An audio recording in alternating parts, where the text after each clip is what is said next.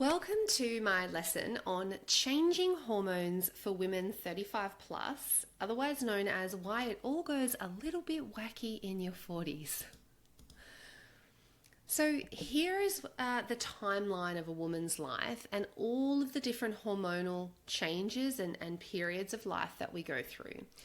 So everyone here on this call at one point was a teenager, and you all remember puberty, right? So that is a big upheaval of hormones and shift in different hormones that happens to women generally at some period in their teens. And speaking of periods, that's when we get our first period.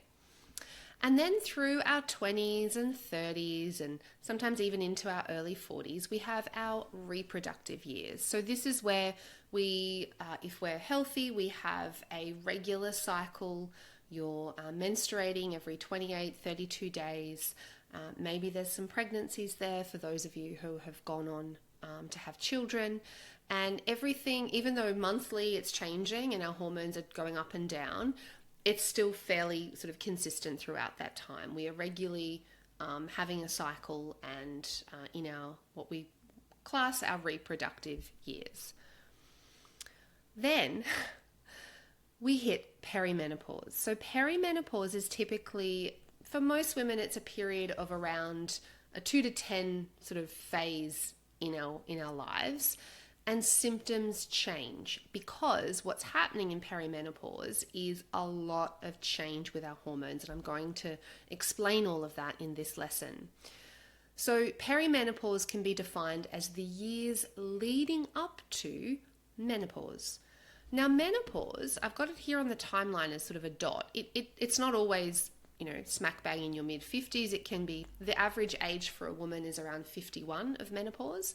But menopause is essentially defined as one moment in time, one day in time, where it's been 12 months since your last period. So during perimenopause, cycles change. They can become shorter, they can become longer. Then there goes, periods of time pass by where a woman hasn't had a period, hasn't had a bleed, until one day you reach menopause and you look back and you think, oh, it's been one whole year since I last had a period.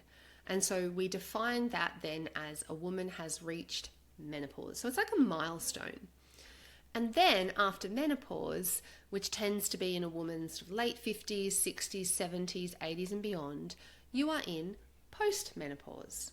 So that is a snapshot for you. I do like to share that with ladies because sometimes people don't know what perimenopause is and sometimes they get the terms confused, but this is just to sort of show you quite clearly on the timeline so that we're all on the same page with the different terminology. So how do you know if you're in perimenopause or menopause? Well, as I said, menopause is defined when you have gone 12 months without a period. So it can be formally diagnosed. We do that by having 2 high FSH readings. So FSH is our follicular stimulating hormone. If you have 2 readings of SFH that are high and they're at least a month apart, then we can say you are in menopause. Some women have their eggs checked, so they check how many follicles are in the ovary as well, and there's also anti-Müllerian hormone and things like that that help gauge where a woman is in this perimenopause-menopause cycle. But yeah, generally it's defined as, well, it's been 12 months or more since your last period, you are in menopause, and you can get those blood tests for SFH if need be. Perimenopause is that 2 to 12 year period leading up to menopause. And it tends to be when most women experience the most symptoms. So perimenopause actually cannot be diagnosed by any test, and really it's instead diagnosed based on a woman's age and her symptoms. And because of that, so many women are misdiagnosed, or perimenopause is not even thought of when she presents to her medical practitioner with a host of symptoms. This program, I hope, is part of the amazing swell at the moment of change around awareness of perimenopause and menopause and symptoms, and the awareness among all health practitioners of what is actually going on for a woman and what can actually be presenting, what she can be presenting with. And sometimes it's a really hard phase of life. So I really hope that you share this knowledge that you learn about perimenopause and menopause with the women in your life, with your sisters, so that we can, bring awareness to it. Because you do not need to suffer through this period of your life. It's common, but it doesn't mean it's normal, and nor should it be accepted. There's nothing worse than when I hear a lady who comes to see me and in clinic, and she's clearly in perimenopause, but nobody else has suggested that to her. She's been put on antidepressants, she's been offered a Ozempic, weight loss injection, she's been offered everything under the sun other than, hey, maybe this is perimenopause and we need to talk about your hormones and your metabolism and what we can do to support you. So here's something that one of my mentors, someone I look up to very much, Dr. Lara Briden, she's a naturopathic doctor. She has some great books that you should definitely look her up. But Lara says perimenopause is not about aging. Instead, it's an important and unavoidable recalibration of your hormonal and your nervous systems. Symptoms can occur during perimenopause, and they are temporary, mostly. Sometimes there's impacts that are long-reaching, but I guess the reason I'm sharing this slide with you is to tell you that, please don't think or get stuck in the thought pattern of, oh, well, that's it, I'm in my 40s, it's all downhill from here, perimenopause is all about getting older and aging. It's not. It's just like puberty was. It's a shift in your hormones moving you into another phase of life. Look at these brain changes here on this image showing before menopause, the way a woman's brain lights up, and then after. Our brains change. Our brains and our nervous system start to learn how to live in a low estrogen environment. And there is a lot of research around this is an upgrade for women, and it's actually nature's way of ensuring that a community and a tribe can keep going, because we need grandmother knowledge. We need wise women. We need women who've been around the block. You know what it's like. I know when I turned 40, I started giving way less insert word, about things, right? And women I know who are in their 50s and 60s, they're like, it gets better. You just know who you are and what you want, and you don't worry and don't sweat the small stuff. And so I feel this is a beautiful transition and time in our life where once we feel better in our body and get our symptoms under control, we can actually turn to the younger women and really help them, and together, be happier and healthier. So let's have a look at what is going on with hormones in this phase of life. So this graph shows you the way and the severity and the huge extent to which your hormones are changing in this phase of life. So here we have two hormones in particular that we're looking at. Women have lots of other hormones, but mostly it's our estrogen and our progesterone that is impacting our bodies the most, and certainly these two are what really drive a lot of the symptom changes during perimenopause and menopause. So here we have our childhood, and then our teens, we can see we start to get increases in both of these hormones. And then here's those reproductive years I was talking about, where we're having these natural cycles where every cycle progesterone goes up, and then it goes down and you get a period, and then you ovulate and it goes up and then it goes down. Okay, we're not going to worry about talking about this. If anyone has seen a naturopath or a fertility specialist, I'm sure you understand the hormones that happen during the reproductive years. But look what happens. So this is all kind of steady. You've got estrogen doing the same thing every month. You've got progesterone doing the same thing every month. But then look what happens in perimenopause. This section here that I've circled, look at what estrogen is doing. okay, you have periods of very high estrogen. It can go higher than ever before during perimenopause, but also it then suddenly drops. You've got lower estrogen, particularly in the later parts of perimenopause, lower estrogen than you've ever had.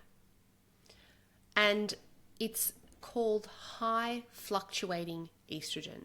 So it's higher than usual, but it also fluctuates. It's up really high and then down really low, and then up really high and then down a little bit low, and then up really high and then down really low. It just changes, just like this graph.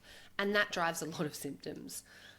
Also, during perimenopause, we have steadily declining progesterone levels. Our progesterone is just on this downward slope. And all of this happens to then become low levels of both hormones during menopause. So this is what is going on with your hormones. So all of that creates a lot of havoc in the body, and a lot of symptoms come down to those changes in hormones during perimenopause and menopause.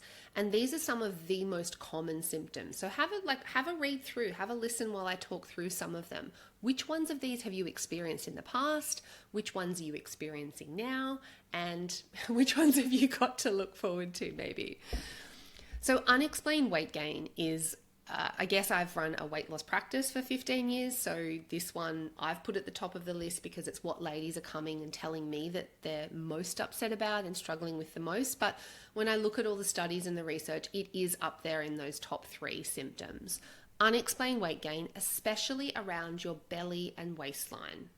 That spare tire or that muffin top that wasn't there before, because of the impacts our changing hormones have on our insulin.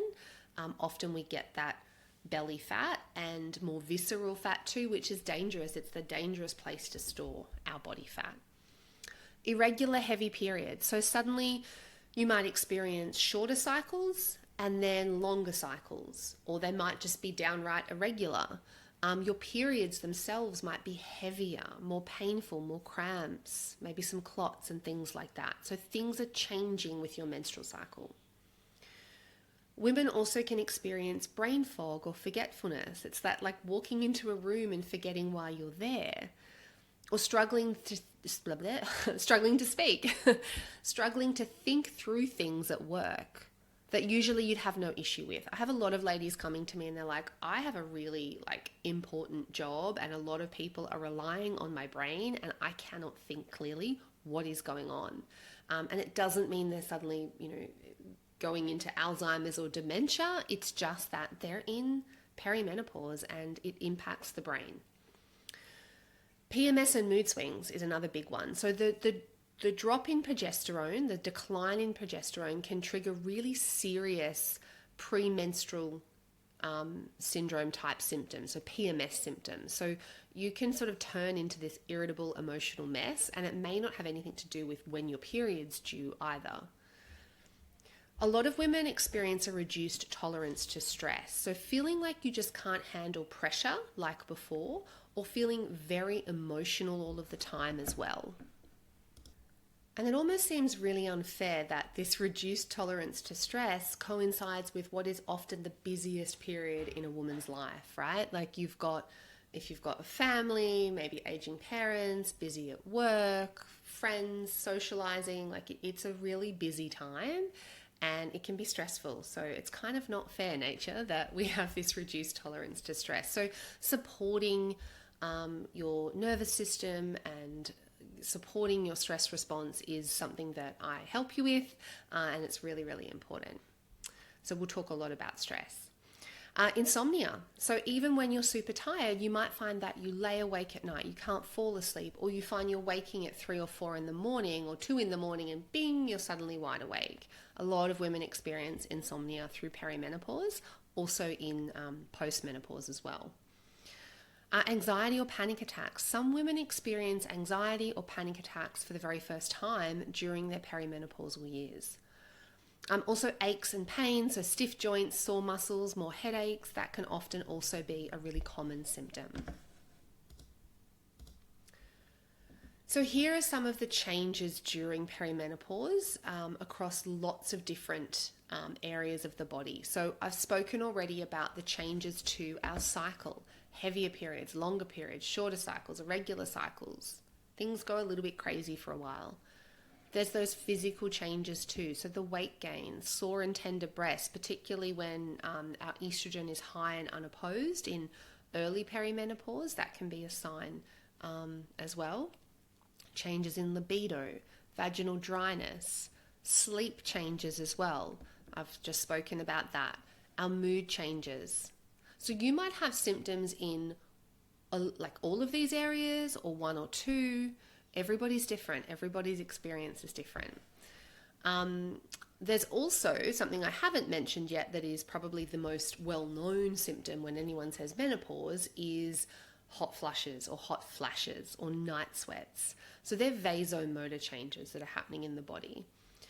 Something else as well that's quite common are new allergy symptoms. So because of the changes in our hormones, it impacts our immune system. So women sometimes experience hay fever type symptoms for the first time ever, or onsets of new allergies, food intolerances, dry, itchy skin, eczema, those types of things. So this is all because estrogen and progesterone are really important for all of the tissues and organs in our body. It's not just about our uterus and our ovaries. These hormones aren't just about making babies. They are actually really critical for a woman's health overall. And so that's why when we have changes in the levels of these hormones that we see during perimenopause and menopause, they have such wide-ranging symptoms across our whole body. So you can see when these two hormones are declining, how much of an impact they can have. Then we get to post-menopause. So this is due to low estrogen and progesterone. So both those hormones are low after menopause. So just have a look at some of these symptoms cross over, right? So some of them are seen both in peri and post-menopause. But there are some new ones as far as risk factors, especially during postmenopause. So the research tells us that women do have higher risk postmenopause because of that loss of estrogen to cardiovascular illness, to metabolic syndrome. So, high cholesterol, higher blood pressure, those types of things. So rather right now, just pause for a minute. Rather than thinking, oh my God, it's doom and gloom, I want you to remember this. Knowledge is power. So understanding these changes means that you can do things to support your health during this time of your life. And it is, trust me, 100% possible to look and feel really, really well. Okay? It is totally possible. And the fact that you are here in this program means that you're doing things, good things for your health that will help reduce some of these risks and get rid of these symptoms. There's something else going on. Breaking news. It's Hayley Stathis with the Menopause News. Here I am this evening bringing you this update. I'm not a newsreader, but it's always fun to pretend, isn't it? I've included this slide because it's not just the fact that this is a normal hormonal transition, because things are different these days than what they were for our female ancestors. Modern women, like you and I, living in this time in the world, we have two times more hot flushes than our ancestors. We're getting double the amount of hot flushes that our ancestors ever did. So there was a study that looked at women born between 1954 and 1966 and women born earlier between 1918 and 1930. So kind of, two sort of different periods of time. And the women born later, the women born in the 50s and 60s, were twice as likely to experience hot flushes than those born 1918, 1930, kind of in between the two world wars, if you like. Well, why is that? That's strange. Like, hormones haven't changed in the woman's body. We're the same as our cave woman ancestors. So it has to be environmental, right? So symptoms in perimenopause and menopause, this study has shown, are not just lifestyle factors, right? So smoking rates have dropped significantly, 39% in earlier cohorts versus 17% in later born women. So we're smoking less, but the increase in hot flushes remained. So it's not something we're doing, because I think women are probably maybe more nourished now than they were before. So even after adjusting for factors like stress, BMI, so your body mass index, hormone use, waist to hip ratio, all of those markers, it's still applied. So we don't fully know why this is, but researchers are really calling at the moment for urgent studies on things like endocrine disrupting chemicals in our environment. So things like xenoestrogens from plastics in particular. What if there's more of those now? Like, in the 50s, 60s, imagine now how many more are in our environment and what impacts are they having on our hormone health.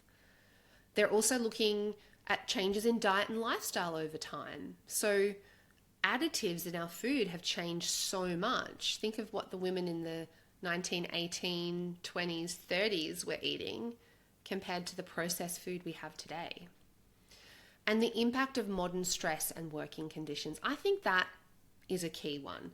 That said though, like the women in 1918 through to 1930, like that was sort of, there was world wars, it was post-war, there was a lot of poverty, a lot of disruption in that period of time in many countries around the world. So there would have still been stress. But is our stress different? Is our stress more chronic these days? So these are all the things I think of when I read a study like this.